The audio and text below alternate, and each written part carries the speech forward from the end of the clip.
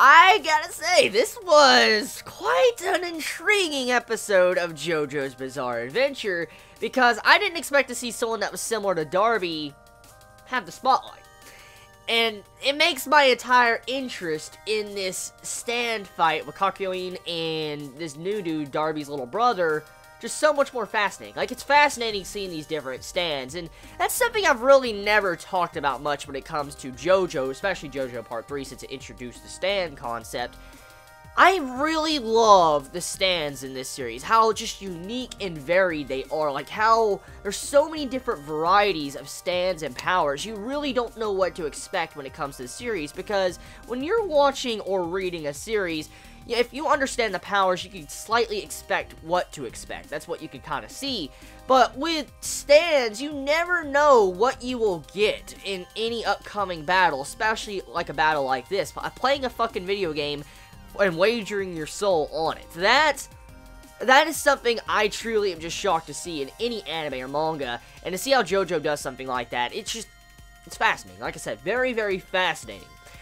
And this Darby's little brother, just the way he's playing this game, he's not really cheating, which I respect quite a bit. He's an actual honest-to-God gamer in his heart, and he's trying his damn hardest to win.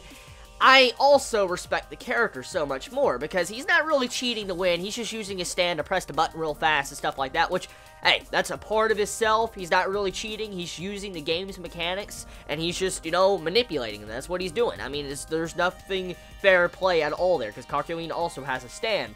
And so, to see how these two are having an honest-to-God match and versing each other, racing, trying to beat each other, and getting to see how the race was done, it reminded me of Yowamushi Pedal, which is very weird, because if you watch Yowamushi Pedal, it's a bike racing anime, and the way the turns were discussed in this episode, like, you know how, okay, he's on the right side, he's on the outer side of the turns coming on, so he's going to lose a lot of distance, that reminded me a lot of Yowamushi Pedal, what would happen in Yowamushi Pedal, and to see how that was done in this episode of JoJo, I was like, holy shit, so JoJo's, you know, doing these Yowamushi Pedal type similar things, and, I mean, it's kind of obvious that JoJo came before Yowamushi Pedal. I'm just saying, it's really cool getting to see something like that, because I love Yowamushi Pedal, and getting to see vibes of Yowamushi Pedal and JoJo, I love that shit. I fucking love that shit so much.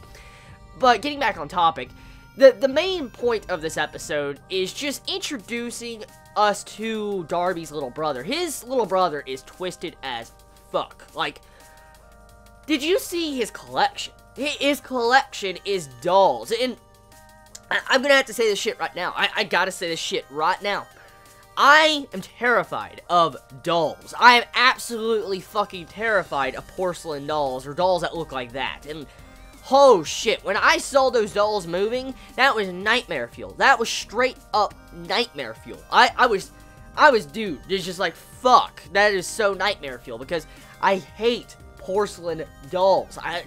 My sister, when I was younger, used to have this entire giant-ass row of porcelain dolls, and when you walk down the hallway, the fucking eyes would follow you. It's so fucking creepy. It's so damn creepy, and I can't stand dolls at all, especially dolls like that, so, yeah.